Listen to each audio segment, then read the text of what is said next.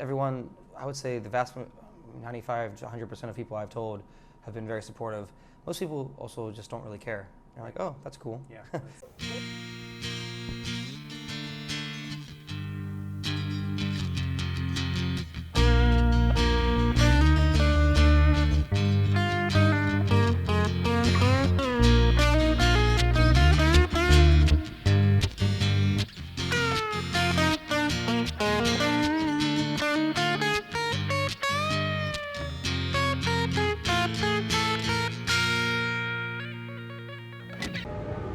I've known Natalie Rose at Skirts and Sass on IG since November of 2022. She has some of the most put together vintage looks that I've seen from our community, and always with a smile and a twirl.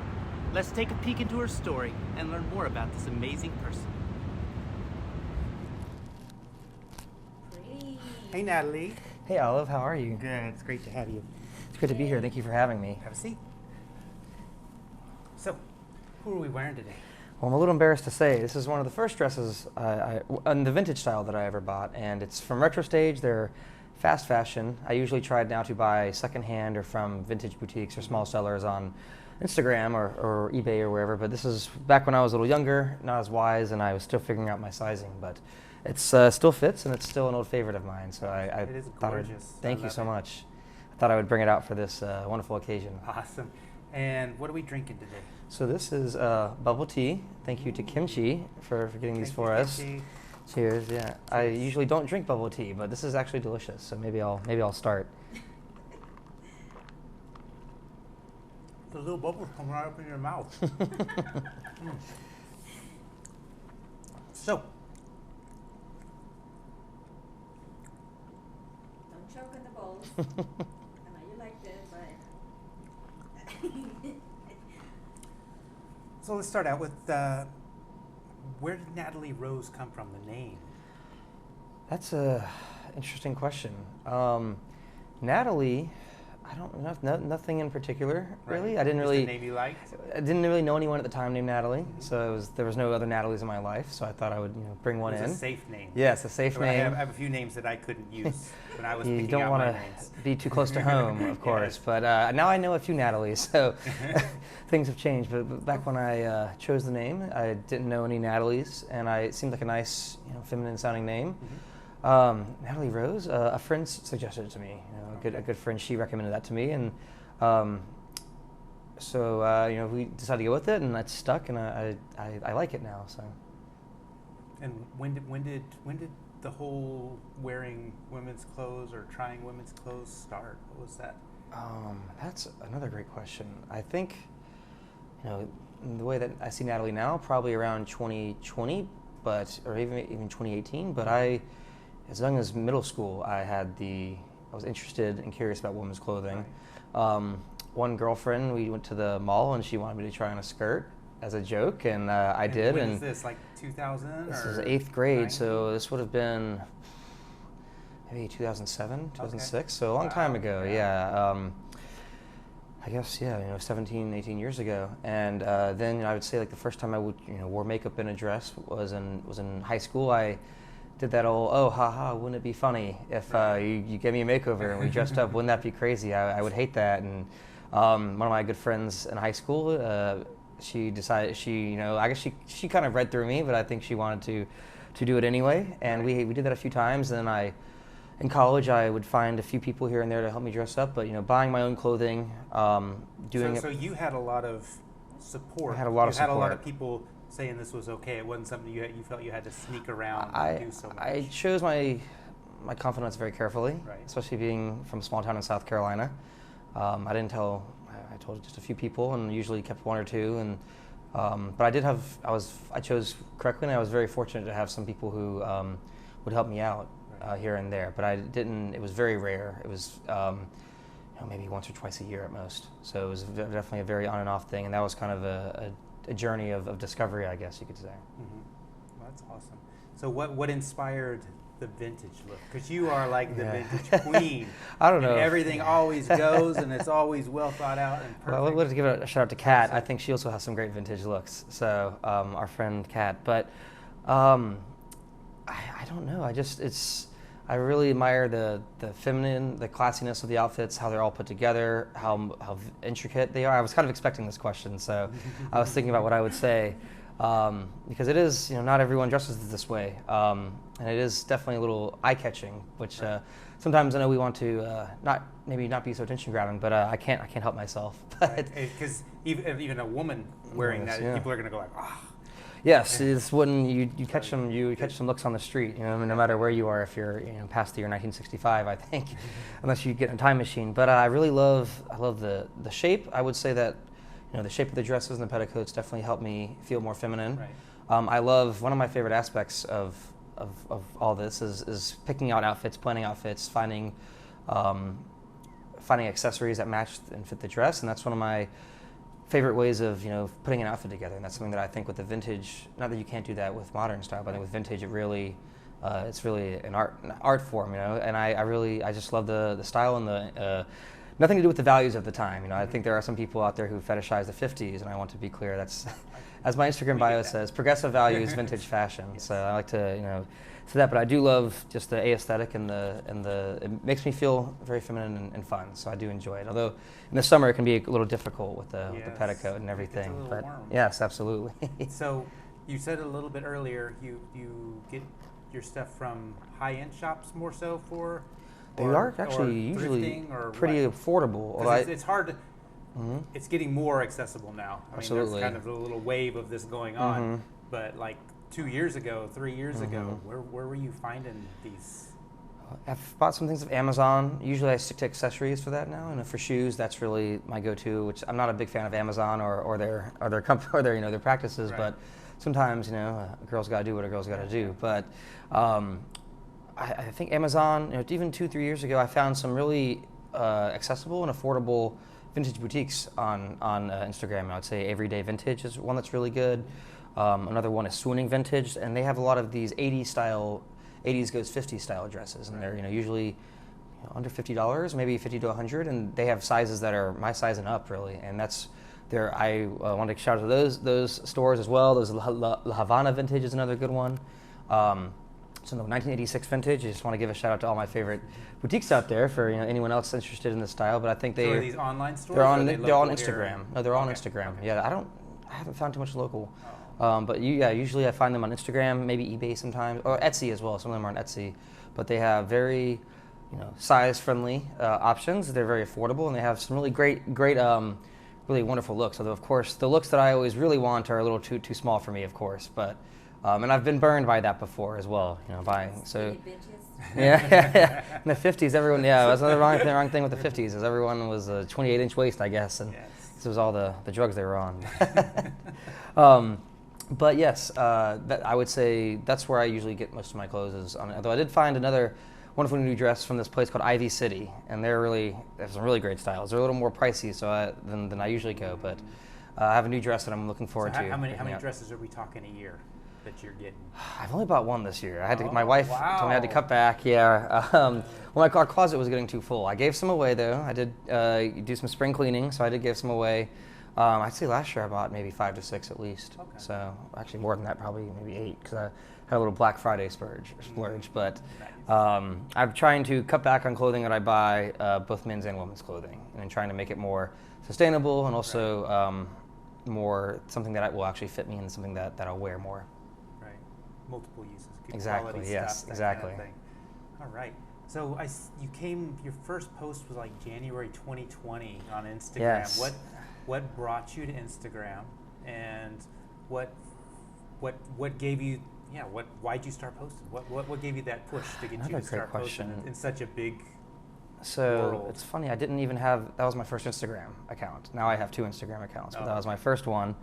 January 2020, yeah, I guess that was right before COVID hit. So my follow-up's going to be, how did COVID affect all the dress stuff? But we'll get to that. Of course. Well, I was living in Italy at the time, in my graduate school program, and I had a friend that I was talking to online, just a supportive friend, and she was like, you should make an Instagram. And I thought I had all these pictures, from past, kind of dress up, photo shoots with various friends, and I thought, well, maybe I can put these to use. And at first, the first one you can't really see my face. I think. So, I noticed it. The first one you couldn't see your face. The second one was like a little profile, and then but pretty quickly, I had you were in there. Dip my toes in the water, But then once I got hooked, of course, I guess Instagram has that. There's been a lot of smarter people than me talking about the addictive, properties of Instagram, which can be good and bad. Right. I think we found a lot of good. I wouldn't know how you find people here without Instagram. I feel the same way. It's horrible, but it's so good at the same time. There's some pros and cons. It's also about how you use it as well. I think using it in a healthy way is important. But the picture, obviously, it's about pictures and there's a lot of fashion on there. So I found a lot of great accounts, both just vintage and fashion, but also in our community as well. And I started off being private on Instagram, and then I would go public sometimes, and eventually I discovered that I could just block everyone that I know in real life on the account. So that way there's less... before they even try to... You can just preemptively block people. So I did that. Okay. For anyone out there who's a little worried to go public or who's a little concerned about their public life, I think that's something that it's been useful to me. Is I just blocked anyone that I was concerned would find out about this account, and so I'm I've always gone worried because they keep popping up that stupid import your contacts, and I know I'm going to press it one time. Or post to Facebook as well. I hate that. Or I have some friends in my day-to-day life who follow me, and I could be suggested to someone else, so I just you throw through them. Nip that in the bud, So even if you say you don't want to be suggested, I think I've still been found by people, which wasn't a disaster, but it could be. Well, it wouldn't be. Nothing's a disaster, but let me be clear. So that's one thing that I've kind of a coping mechanism I found, and I think also, I just got into the Instagram, and once I found so many other people like me out there, I think that was quite it was very encouraging, right. And I think that really helped encourage me to post more. And I don't post as many as others out there, but my next post will be my 100th post actually. So, oh, wow. I've been saving up a special something for that. I guess maybe something here would fit the bill, but. Absolutely, yeah. I never thought I'd have 800 something followers and 100 posts on Instagram when I first started. So here we are. I know, it's pretty cool. So that's a pretty big accomplishment. Are there any other big accomplishments that you have had when you started, or goals that you had when you started that you've gotten to with Natalie where you want to be? Absolutely. I think the first time going out was a big deal. That was 2021, and my friend Rashi, I'll give her a shout out. She. Cisgender woman, but very supportive. She's definitely my hype woman, and I always ask her for fashion advice. She's back in India now, unfortunately, so I don't see her as much.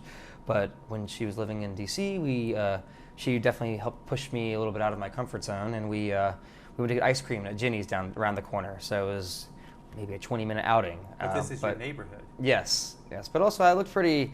I think I looked pretty unrecognizable. It was my neighborhood, yes, but we walked to an ice cream store around the corner. My heart was beating out of my chest, but also it was COVID time, so I wore a mask as well. Right. So the masks were a yes. They were so awesome. Everybody has pretty eyes. So we went to got ice cream. That was the first time, and then eventually morphed into going out and doing longer walks and photo shoots when the flowers came out, and then I've now done twice. Girls' Day, Girls' Nights. I did that. End of 2021 in New York City. I went out on a girls' night. Yeah, that was a big step for me. Also, that was nice. New York City is the perfect city for that. I would say I didn't feel nervous at all. We went to surrounded by 1 million people and nobody cares. No one cares. There's a lot of crazier things happening than a few guys in dresses walking around. But we went to a drag show. I even got up on stage. That was quite a big step for me. So it was very fun. I have zero regrets. I had a blast. And then this March I went to Atlanta and I did a girls' day, and I always wanted to go to the mall and try on lots of outfits, do a little shopping spree. And my friend actually do physical shopping. Yes. I didn't buy anything. It was a little too pricey for me. I didn't buy anything, but I got to try on a bunch of very wonderful outfits. My friend Haley took me out there, and then we met up with Aria, another one of our Instagram community. Yes, we met up with her for drinks, and that was a very lovely day. So I'm hoping to enjoying more of those. I think going out and in the summer can be a little tough, but I think it's cool to connect on Instagram, but it makes everything real when you're meeting people and talking to people. And absolutely, it's very nice. More. Yeah, I've enjoyed it. I'm looking forward to meeting more in the community in real life. Yeah. So what's your next goals? What are your next things? I would say, I've talked to a few friends about this, but doing maybe a full weekend in New York City. That would be one. Mm-hmm. And actually going out and maybe buying something in person, but doing going out and doing a full weekend. Just only dresses the whole weekend or something. Girls' weekend. That would be my my next step, I think. So we'll see. That's on the bucket list there. So who all knows about Natalie? Is this everybody in your family thing? Is this a very in my family. segregated thing, or is it some people in the family? It's my wife. Of course, she's very supportive. Like to make that very clear. She's been helped teach me makeup. She's not as into it as fashion as I am, but she is very supportive, and she's she helped me. I was testing my makeup before I came over here, and she helped give me give me some advice. My brother and sister, my cousin know. My brother used to dress up herself or himself, but I don't know if he does it as much anymore. But that's an interesting tidbit. Y'all don't keep up with that between each other. You just kind of know that it's. We used to, but he does not on Instagram or anything like that. No, he doesn't use social media as much. But we text about usually soccer and other things. Okay. But yes, and then a good amount of my friends. I would say I have at least 20 followers on my Instagram that I know in real life. And sometimes after a few drinks, I get a little too open about certain things. But I'm sure people out there understand what I mean. You get a little too. You share some things maybe you wouldn't usually, but everyone, I would say the vast 95 to 100% of people I've told have been very supportive. Most people also just don't really care. They're like, oh, that's cool. Yeah. They don't think it's weird, or they just interesting. Like they just go on with their daily life, So I think it's one thing that I've noticed that, but everything isn't for everyone as well. I do have a few other friends who male friends who know about it as well, and they're like, oh, it's a little weird, but we don't care. So I think that's something that I've found is most people have a lot of their own issues. So, but again, like I don't feel the need to share it with everyone just yet. I'm not ashamed of it necessarily. Of course, yeah. That's true. So have you run into any negativity from any of the people that you opened up to? No, not really. Maybe one or two people in my past, but no one that I'm in touch with today. Nobody that matters. No, exactly. No one that they wouldn't matter anyway. But no one that truly matters. No, people have by and large been very supportive, which means I have good friends. But also, I guess you have to choose correctly who you tell. I think I do have some friends who probably wouldn't think it's as fun or neat. So you have to choose that carefully. But I've been very fortunate in that I've had a lot of positive experiences and positive feedback. So you said your wife knows. Did she know before y'all got together, or when y'all got together, before you got married, or is it something that came out later on? I brought it up fairly early in our relationship. We'd been dating a little bit, but I brought it up fairly early. Again, we were having a few drinks and talking or texting, and I brought it up, and she wasn't sure how serious I was. And then we got, the more serious we got, the more she got to know about it. And again, at first she was like, "That's fine, you can do it with other friends, but I don't want to be involved." And next she was, "Oh, I'll help you out, but I don't want to go out in person." And then a few times we've been to the grocery store, though I probably won't go in my neighborhood anymore. But we've been to the grocery store. We've been done photo shoots. A lot of I'd say over half of my pictures probably my Instagram she's taken. So awesome. So now I have to take lots of pictures of her. So I think if anything, she might have taken more pictures of me than her. So although our last musician trip, I took a lot of pictures of her. So I think we're evening it out somewhat. But yeah, she's very supportive, and she'll take pictures of me. She used to do my makeup, but now I've gotten better at doing it myself, and she helped teach. And I learned a lot from her on that regard. So she's been very supportive, yes, and I'm very fortunate to have such a wonderful wife. So you've been dressing for a couple years. What would have been the best resources that you found to educate yourself about our community, to link with other people in the community? I mean, we met on Instagram, so that's a pretty good one. Is there anything else that you can recommend or talk about? Yeah, I think Instagram has been, very great for me. There's a lot of people in the community you can ask for advice. I mean, the internet really, a lot of it, maybe going incognito, or I don't know how private or how guarded people are over their search histories, but you can find a lot out there. There's a vast literature on cross-dressing and how to, make yourself look more realistic. Obviously, have the YouTube videos on how to learn makeup. So those are something that I would recommend. I'm trying to think of, is there anything else, just specifically, but I think those are really the main things I found, yes. And there's some message boards out there as well that, the Crossdressers Forum and things like that nature that I think you can, I know there's Reddit as well, that I know people like that, so I think just the internet, and even just, if you have a woman you trust in your life, I think sometimes you can just ask them. Right. The women in my life have been quite helpful when I've asked, so I think sometimes they think it's fun as well. Awesome. All right, so in 2019, Halloween. It's on my cards. What's that mean about? Oh yes, I mentioned that last night. That's true. So this was also a big milestone. I should have mentioned this earlier. It slipped my mind, but that's true. That was one of the first. That was, I guess, the first time I really went out dressed up in 2019. But it was Halloween, so It was Halloween. That's does it true. really count? But so I was studying abroad or doing a master's program in Bologna, Italy, and none of my friends from back home were really there, and it was a pretty progressive group. How was Italy for all this? I mean, for the cross-dressing side of things. This was the only time I really went out in public, and it was Halloween. Okay. I would think in general, because I've heard it's a very masculine, bravado. It's somewhat conservative, although I was also in Bologna, Italy. Is definitely one of the more progressive cities in Italy. It's it's a wonderful college town. If you're there, you'll see lots of communist or socialist, graffiti on the wall, and there's a lot of very fun, left-leaning progressive college groups there. So I think if there is a city to do it in, Bologna is probably one. Maybe Florence as well is another great college town with young people. But for that Halloween, it was no problem. I would say this is the only time I did it that year. So this was after I came back to the USA is when I really started dressing up and getting onto the Instagram. And Natalie. What was your outfit for Halloween? So I was Taylor Swift. Oh. And that's actually where I bought this wig. Oh. So I've been using it ever since. It's been old faithful here. Right. But I had a friend, Julie, she is a makeup artiste. She is excellent, and she took about an hour to do my makeup, and we actually missed the costume contest. So I was quite disappointed because I thought I would have won at least something. But there were a couple of other guys who dressed up as women, but they also didn't do the full makeup. One guy kept his full beard, and he was Daenerys Targaryen, which was very funny. But he also had the full beard. He wore a wig, but I was the only one. Some people didn't even recognize me at first. They were like, "Who's that new girl who's here?" So that was quite funny. And I would be like, "Oh, why are you staring at me?" I would, speak to them in my voice, like, "What's up, man?" And they almost dropped their beers. So that was quite funny.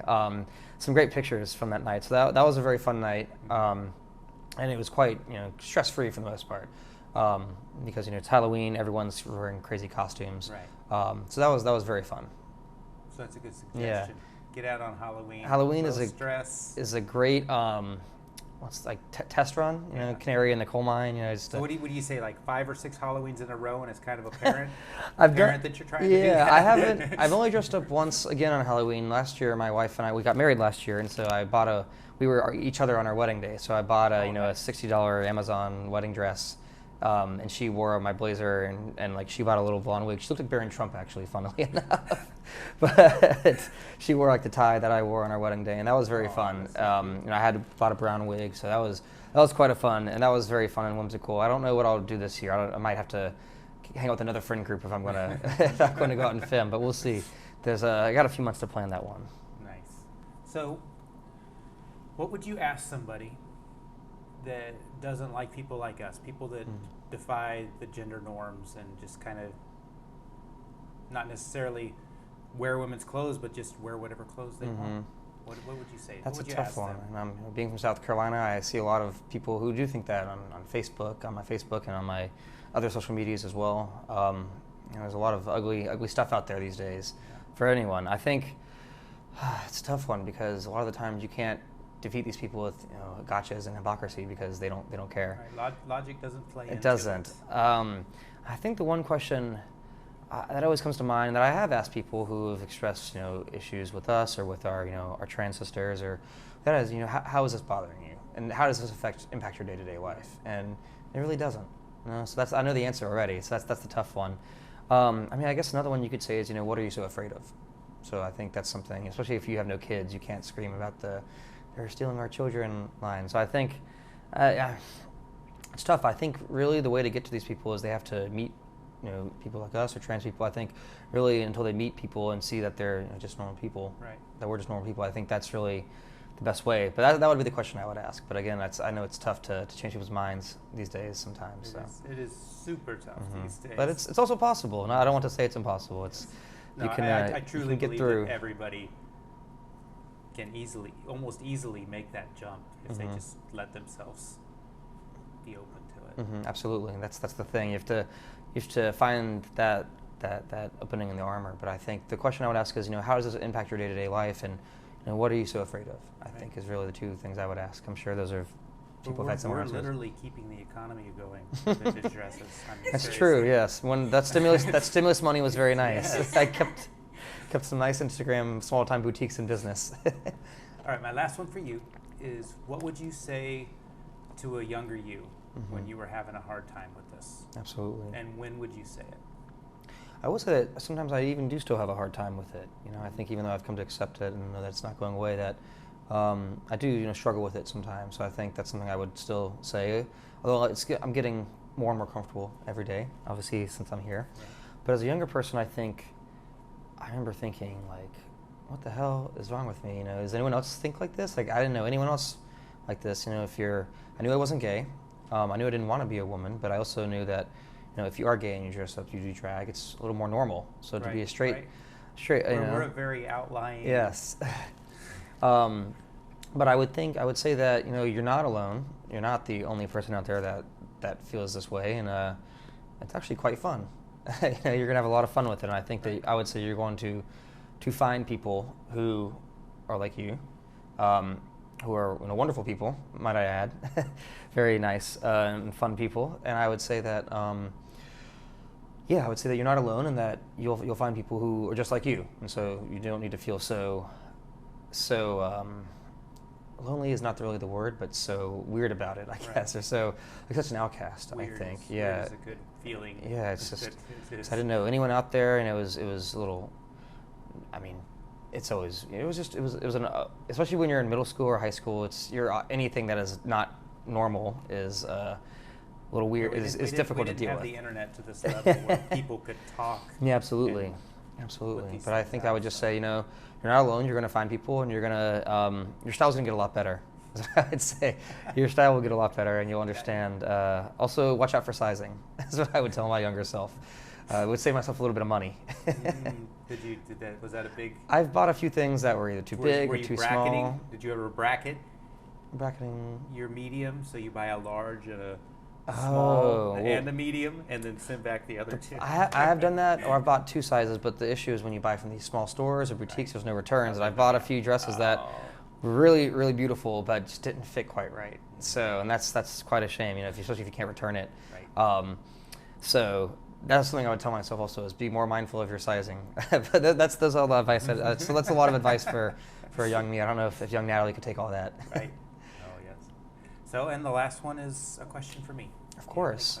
So I kind of asked you this last night, but I think, you know, I'm newly married. I was wondering, you know, what advice you would have for, you know, fellow feminine fashion enthusiasts who are married and thinking about having kids, and how to approach that. I think that's something, and how you have approached that. The kids side, or the just getting married? The kids and the family and all the above, I think, you know, because that's something I've thought about a lot. You know, I've wondered, you know, will I have to hide this side of me more, maybe make it go away more? And I know that's something that I've just wanted to ask you. Yeah.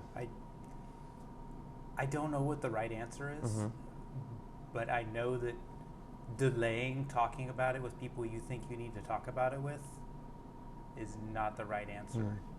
I don't think there's never a right time to tell somebody. Both the times that I've opened up to different parts of my family, it was because I messed up on my part, and they had some little, they were gonna find out, and so I took it into my own power for the ones that didn't find out because of that. I know it's confusing, but I took it into my own power and brought it out and talked about it, and all that pre-thinking and worrying about it, it was all overblown. We kill ourselves with the worry and the thinking about. Thinking what would be the reaction of the family. Yes. Which, when that happened, it was more eye-opening for her, because it was the family was like, oh, okay. It was like, oh, okay, and she was just worried about what they're gonna think, and it was more like, okay, you're good. Can we go now? My whole family, my mom's been that way. Her husband, my kids are like, that was the big secret you've been keeping from us, is cross-dressing, really? Yeah, well, that's great advice. I think. think as you're right, there is no right answer. I think you're correct. Yeah. Everybody's got to find their own way, but I think just being honest and open, as soon as you feel comfortable doing that, or even a little bit before you feel comfortable doing that, is the way to go.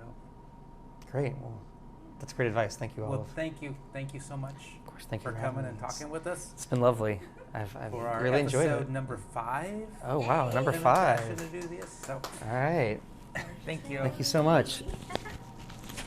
Awesome. All right.